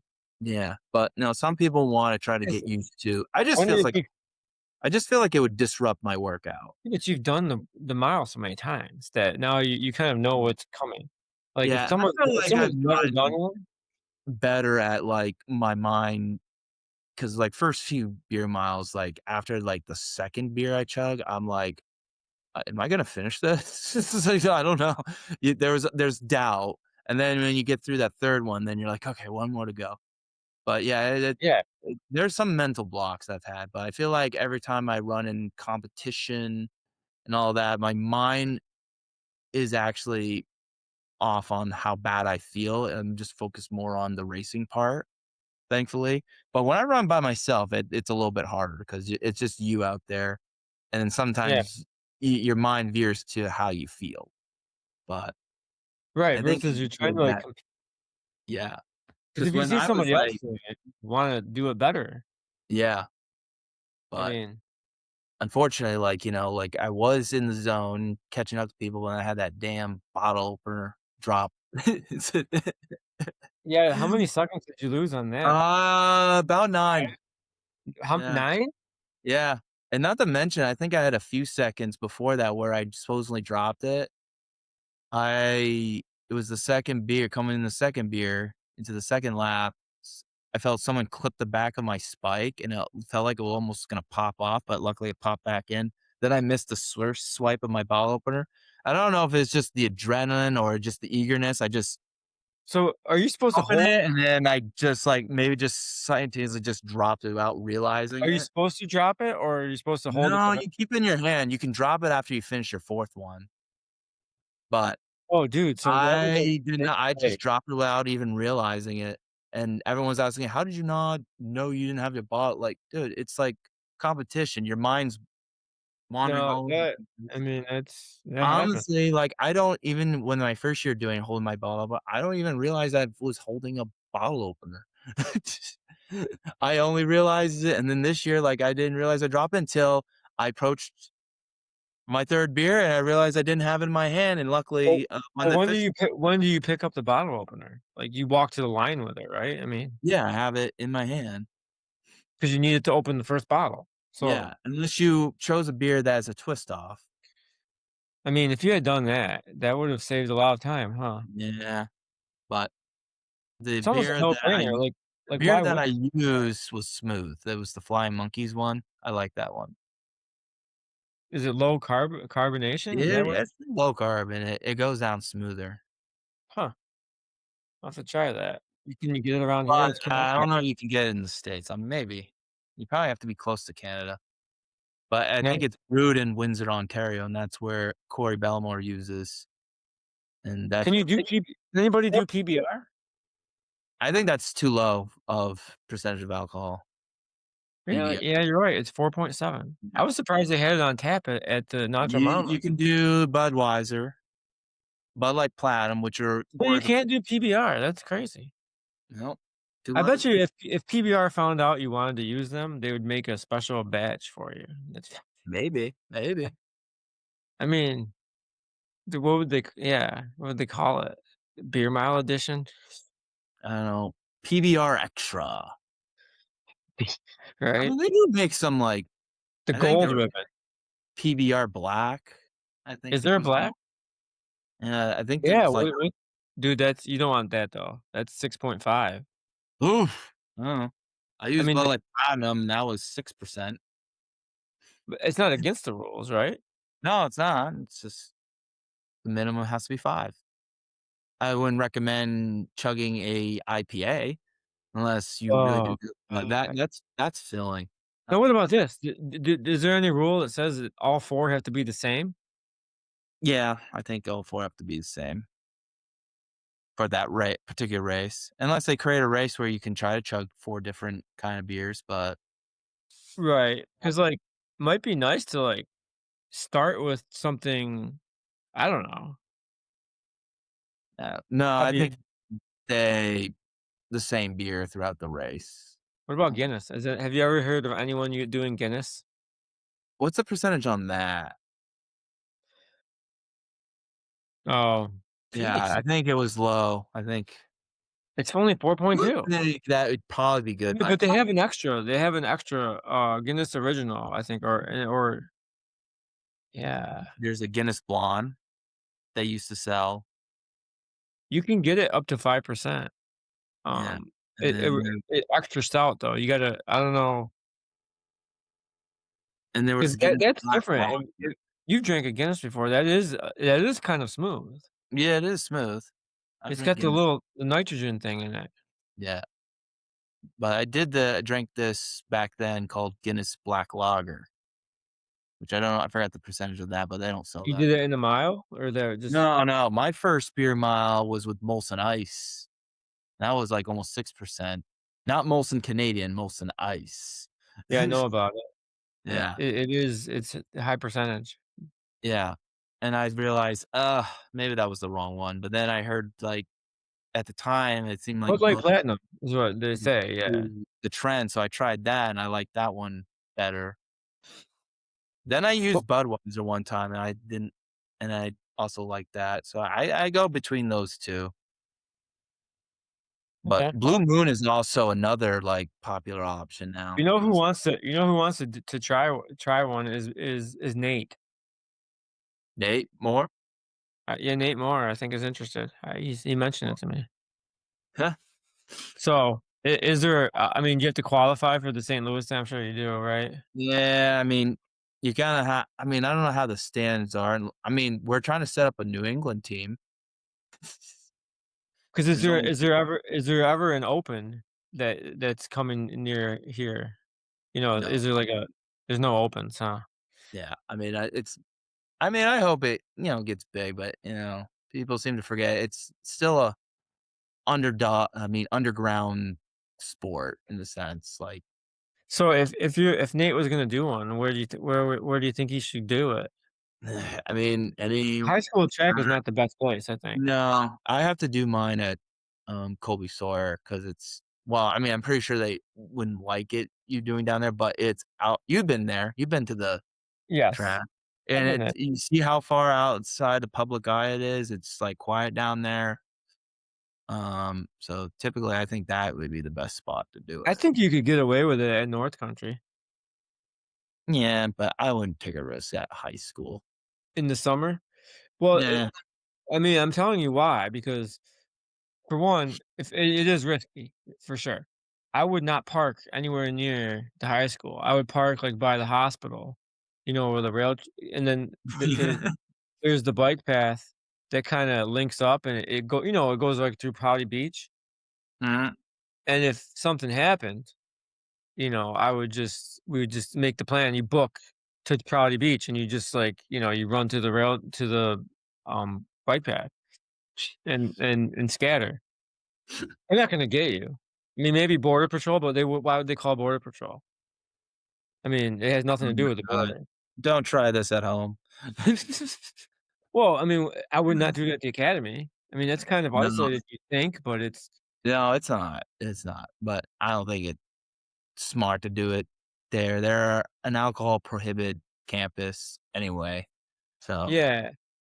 But North Country is it's like the career center as well, and it's also right next to the campgrounds. That could be a way too. You could, like, have a campsite true. and then just kinda j yeah, it's too bad. Where's the nearest college that's not I mean, Oh, If Lyndon had a track, I would do yeah, I'm sure it would be fine. yeah, No but no one would mess with you, but they don't have a track. yeah.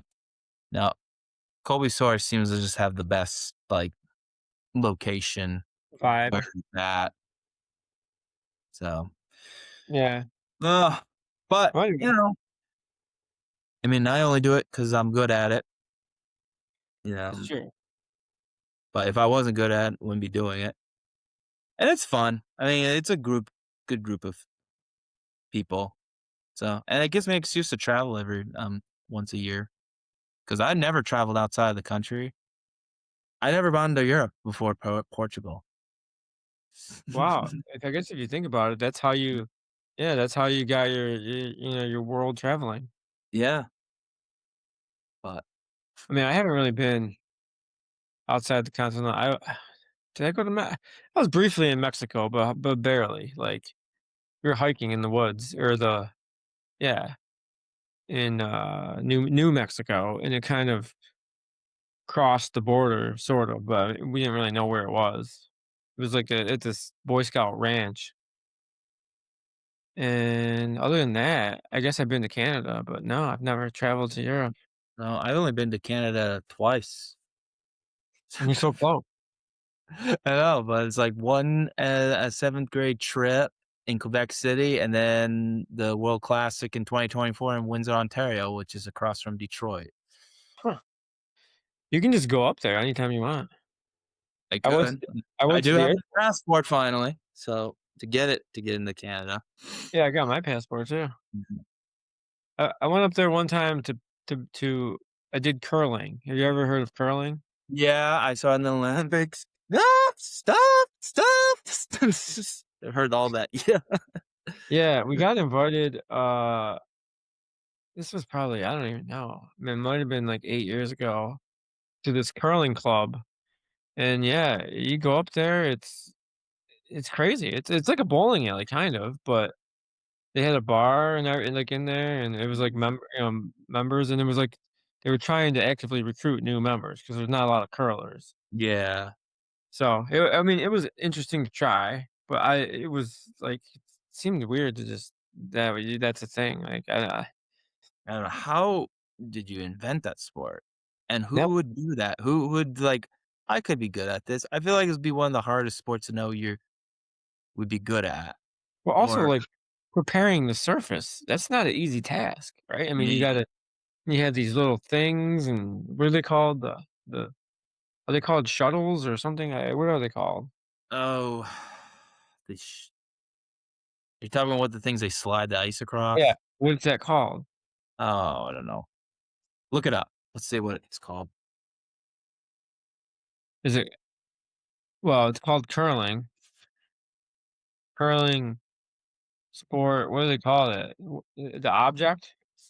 Yeah. It's a a granite s they call it a stone.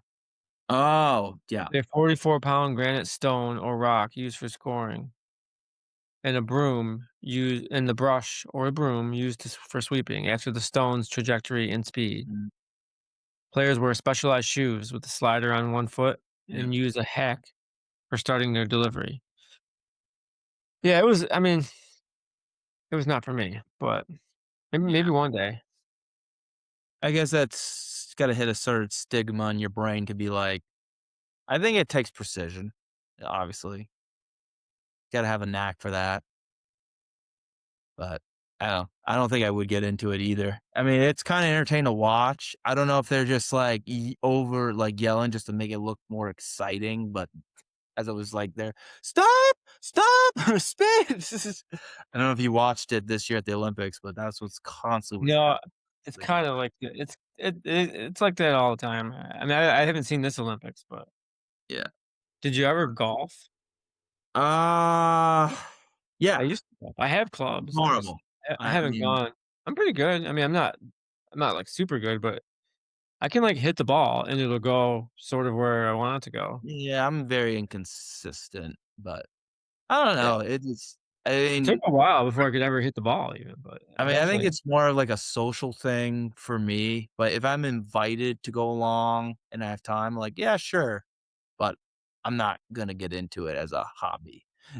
Yeah. I mean, sure, we have, like, at our place, like, 2 golf holes in the yard, and you can practice your short game, and I think I don't mind doing that just to, like, relax, but I I think that's just an expensive hobby. And a Well, long it and a long, like, going 18 holes and there's some look pretty at cheap courses around here. I mean, you can find, like, a 9-hole one. I haven't played in a long time, but yeah. I used to play, Texas Hold'em. That was a fun game. Oh, I kinda finally got that learned the certain rules of poker for a little while, like, I wasn't even getting into it because I didn't feel like learning it, but then finally What do you got to mean by the play. rule? What? Hmm? What rules were did you not know? No, just the normal royal flush or full Oh, like, house. the order of what, like, beats what? Yeah, Yeah, you gotta know that, otherwise, like, yeah. how would you even know? I mean, yeah. Well, luckily, we're just playing for quarters in my older brother's old coin jar, and then we just put them back. What we used to play was we would, like, try to get 10 people, and we'd do, like, a tournament. So Oh, everybody would pay, like, $5 or $10 or whatever. Then you all get the same number of chips, and then you just play, and then every, like, 10 minutes, the blinds go up.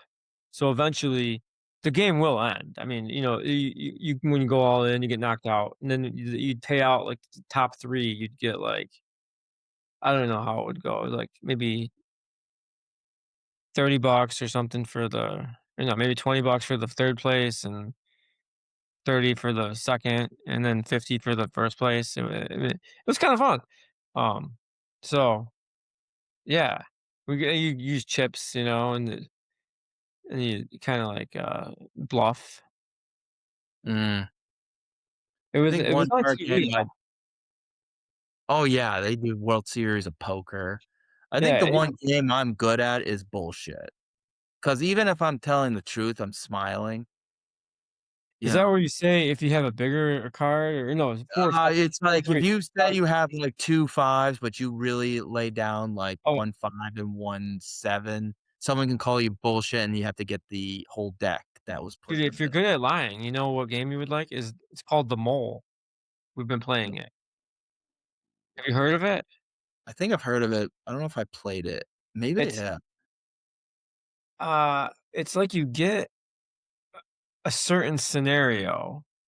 And so say you have like 6 players, you deal out 5 people get the scenario card. It'll say something like, you're at a hotel, or you're in the Olympics, or you're, at the morgue.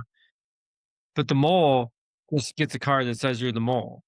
So then you pick another, like, card, and you keep, several cards, and it's a question, and you start with, like, to the left of the dealer, you ask them a question. You'd be like, "What would you do?" "What's something you might, do to pass the time here?" Whatever the question is. And then that person has to, like, give a response, but try not to give away to the mole, like, what the scenario is. Mm, Then, obviously, at some point, the mole is gonna get the question, and they're gonna have to try to figure out how to respond without, like, giving it away that they don't know what the heck the scenario is, or the whatever they call it, the subject card. It's kinda fun, ugh. but I find that it's pretty because in the middle of the table, you have a list of all the different scenarios. So, if you're really a good mole, you can easily figure out what it is. What sucks is if you're the first one, you have to, like, say something so vague that, like, you know, it's, hopefully applicable to the scenario. I mean, it sounds interesting. I don't know if I played that before. Yeah, Marcus brought it down. You know Marcus, right? Is that your stepson? It's my eldest stepson. Oh, yeah. He's down in Rutland. Yes. Then Jackson, of course, he's actually not here right now. He's up at his Mimi's and Papa's. They're gonna give him a ride to school in the morning. He's up there because Gwen has to get up early and go to work. Yeah. She gets up at, like, 3 tomorrow. Oh, Jesus. I know. But she has an odd schedule. She, like, works Tuesday. This week she'll work Tuesday, Wednesday, and then Saturday, Sunday. And then she won't work again until Friday. And then she'll just repeat that. You know what I'm saying? So it's like a Mm, 2-week rotation. yeah. Basically working 5 days every 2 weeks. So, Whew. she But still, I 3 know. AM. She has a lot of time, though. She could probably work at Nacho Mama if she wants. They are Oh, yeah. hiring. Yeah. I mean, Hope I was maybe hoping to get they could sponsor your show we'll see. if you're able to get some people to apply to work there. They're looking for what? A host or a hostess, Dishwasher. dishwashers. What else? Um, do they need more cooks? You might. They probably would take a bartender, especially if somebody wanted to be like a bartender one night. I bet you sometimes, like, if somebody wants to call out, it sucks if your bartender calls out. What do you Mhm. do? It's not easy to Yeah. replace a bartender. I'm surprised you No. don't have your bartender's license. You could probably do that. Nah, I don't think I could keep up with what's what. It's not that hard. Most people don't even know if you're giving them the right thing. I mean, what are they Unless gonna you're at do? like a high-end bar, like, they expect it. If you're working at a really busy place, I bet you people will I bet you would be fine working at the tiki bar. maybe not. Anyway, I'm also not interested in the bartendering no. field, but, I mean, yeah. I mean, I hope that Ian gets hopefully they'll serve because I was really looking forward to that pulled pork burrito that I usually Yeah, get there.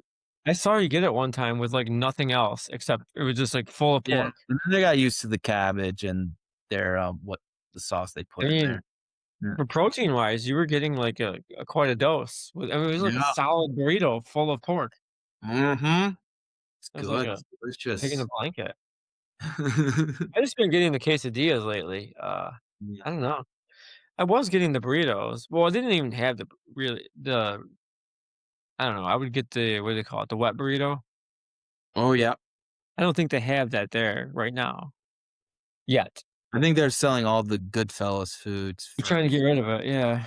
But actually, what I had was pretty good. I was trying to order 2 grub snacks, but I don't know why I just said just mix in the boneless chicken and the mac and cheese, but I was like, "Can I have the mac and cheese and the boneless, like, chicken tenders or chicken nuggets?" And she was immediately, like, thinking while I was thinking, like, "Do you just want me to mix those in there?" Like, "Y yeah, that's the intention." I was gonna It do it seemed myself, but well, yeah. I mean, did they mix it in pretty good when they gave it to you? oh, yeah, yeah, no, it was a pretty good size too. Dude, I had mac and cheese last night. Ooh. It was pretty good. I mean, it was Ugh. technically leftovers. It was from, like we had, like, a Easter kind of, like, 2:30 meal, basically lunch, and then I didn't have any mac and cheese, but then I just had some for dinner later. It Yeah, was well, my good. mom made, like, beef sliders. She crock pot some chuck steaks, made them tender, and then she made her own rolls, and we just put beef in them, beef sliders. So they're, like, pulled pork like, not pulled pork, they're, like, Not pork, roasted just beef? yeah, like a roast beef. 'Cause it's not like a burger per se. No, just kinda like pulled pork, but it's beef. Dude, Not tomorrow quite I'm gonna go to Mosaic. You ever been to Mosaic? where is that? I'm gonna go for lunch. It's technically in the f or no, it's right next to the Freight House. You know where the Freight House is? Where's the Freight House? It's like well, you know where Cumbies is? Yeah, Cumberland in Linden, Cumberland Farms? Well, it's right across the street from Cumberland Farms is both the Freight House and Mosaic. oh, okay. Yeah. It's like a Mexican place, Oh, I but did not know that. and you can order online too. That's what I'll do. I'll order yeah. I gotta do this thing in Linden Town School, and then I gotta go to Miller's Run School. And so I'll order before I leave Linden, and they're very fast. It'll be done by the time I get down there. I'll pick it up, and then I gotta stop somewhere else at the district office, but then I'll probably eat it on the way to Miller's Run. You ever go to Miller's Run? It's out in Sheffield. I think I drove by it. Yeah, that Route 122, it needs a lot of work. It's like looks like a minefield went off. And it's windy anyway, but yeah, it's pretty bad. Anyway, so how do you Well, think the first podcast is going? You went I pretty think this good? is good. I think we've got a lot of good discussions and Other material, yeah. I mean, we didn't really get anything too deep. I mean, yeah, I feel like we although I've been thinking about something you told me the other day. This morning I thought about it too. I was like, I mean, it's just like you don't even have to attribute it to who said it, but like, I remember I was like talking about, oh, I wonder how many lives of firemen it saves or whatever, mhm, hundreds or thousands, and you're like, they don't think about the ones they saved. They think about the ones they couldn't save. Like, yeah. that's like a line from a movie. I mean, I was just thinking about that all day. I'm like, yeah, but it's applicable to a lot of things. Like, I mean, No. you won't necessarily think about the races you won. Like, you're thinking about those ones where you dropped the Oh, yeah. And the one the that I got DQ'd from and you tattled on me. yeah. Wait, which one? Oh, I mean, I wasn't gonna let that kid not win the race. He turned around way too early. Wait, but you think about that one? You probably do, I guess. No, well, I wouldn't call it I mean, that doesn't bug me as much because that's just a normal road race, and I treat it more like a workout, but no, I mean, yeah, I do think about my failures more often, I think, but obviously, you gotta remember the good ones. Gotta remember the good ones. It's not like they all the time remember their failures, you gotta remember the successes, but, yeah, failures tend to dwell on you and tends to creep in your mind more. Well, Mm. especially if you think like what you should have done differently. Yeah. Sometimes your failure, as long as it's like, well, I did everything I could. I don't know. My hamstring just like blew out. Yeah. I mean, maybe if you had gone a little more conservative, but I mean, I wouldn't even think that way, like, about something. I mean, maybe, I would think about it in a race where you went out way too fast. Like, I should not have went out too fast. That was too fast. That was not good. or yeah, stuff like that, or I should not have done that the night before. But yeah, it was an interesting thought. I was thinking of it this morning when I was brushing my teeth. I was like, yeah, it's like a you don't think about the ones that you think about the ones that you didn't save, Yeah. that you couldn't. Yeah, it's almost like haunting you in a way, Mm. but Yeah. makes you probably like that's what I mean. That's if there's some, it inspires you to like to make fewer, far and fewer of those. Yeah. Probably in the military, they think that way too. Oh, yeah. I mean, You know, especially like for responder jobs, the ones that, that especially calls like, my brother's run into calls where he's just it hits him more. Certain calls hits him more when especially they don't prevail, but yeah, I mean, yeah, cops too. Yeah, yeah. and that's a tough it's a mentally tough those are mentally tough jobs, especially if, like, you run into, like, life or death situations like that, and then, something doesn't go their way, it's doesn't matter how much success you had, those tend to creep in your mind larger than your successes. So, Yeah, there was I just watched like that. There was, like, about a 911 operator. I wanna say it was Casey Affleck that was the main guy. Have wait, you what movie heard of was Casey? this? I don't know. There was a movie I watched recently, and my brother said they actually looked like they did their research. It's called Code 3, and it stars that guy from The Office, Ren Wilson, and then Lil Rel. It was like a paramedic movie. It's Code supposed to be 3, huh? what was it called? Oh, and no, it was Jake Gyllenhaal. No, it was The Guilty. Oh, That's is it Ambulance, or is it called Ambulance? Code 3? The Code I don't 3, know. and that one that was a good one, but kind of like it was a comedy, but, you know, it was pretty twisted, but I think in terms of, like, what goes on in that job, and my brother says, "Yeah, that happens. Yeah, that happens, and yeah, that's true." And it's just like, "Oh god, really?" Like, there was a scene where they went to this nursing home, and the nurse and this, like, person that worked there saying, "This woman's just died. She was fine, like, 5 minutes ago, and now all of a sudden she's not breathing." And then they were, like, looking at her body, like, "You said she was dead for, like, not that long?" And they move his arm. "Look. Look how stiff her arm is. Look at that. Like, are you gonna do anything? She's dead. She's been dead for hours." And then it's pretty much they were trying to cover up like they weren't paying attention to her. And 'Cause there then was rigor Ken's mortis had set in. yeah, she was already in rigor mortis, and so what some people will do is they'll call saying this death happened not too long ago, but they think a paramedic's not gonna tell if someone's been in rigor mortis for that long. You're saying this actually They're trying happened to to someone you bullshit that they trying to cover their asses saying, "Oh, she's been dead for 5 minutes," thinking like, "Oh, they'll get away with it because of not paying attention to this person." And then they just right. look, this person's not been dead for a few minutes. You're just basically trying to cover her ass. She's stiff. She's been dead longer Well, than that. ultimately, I mean, I guess they don't do autopsies on everybody, only when there's, like, suspicion of something, Yeah. right? I mean, 'cause the coroner in an autopsy, they would could know. They'd be like, "Oh, no, this person's been dead for." Yeah. Yeah. What was it I was just watching where somebody had died in the TV show, and they're like they were able to prove that he didn't drown because something.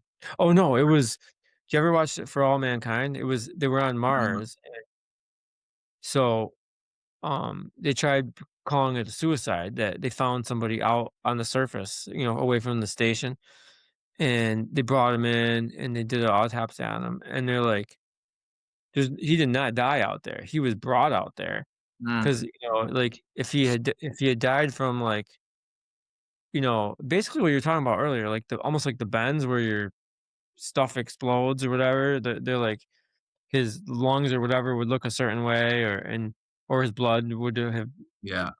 they're like, he was dead before he was brought out there. He was, like, put out there to, like, make it look like, uh, he had done suicide, but and then they found, I think, a bullet or something. Yeah, yeah, I think they found a bullet in him too or something.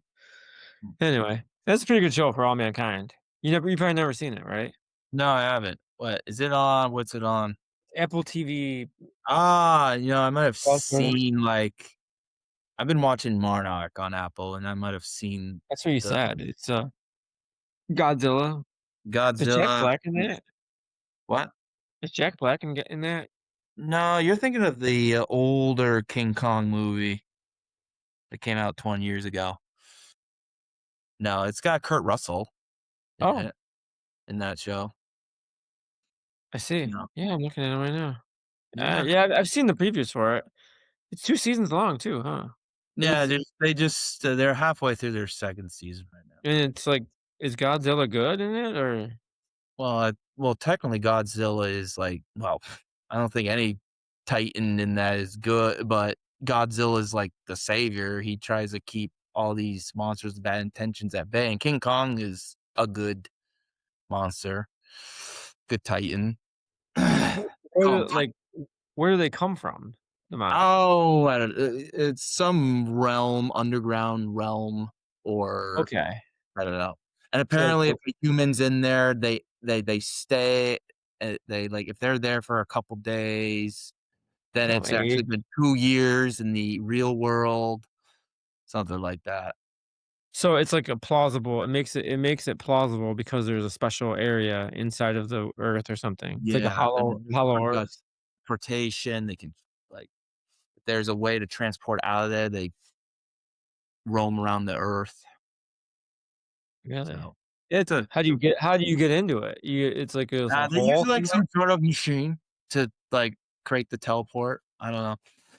So you can't get to it, like, Yeah, you had I to mean, I you had to think well, it's weird because like, there's the movies and then there's the show, and I don't know how it's all Oh, I see. it's all connected, I'm but watching the trailer right I just now. really hard time like, connecting, like, the storyline.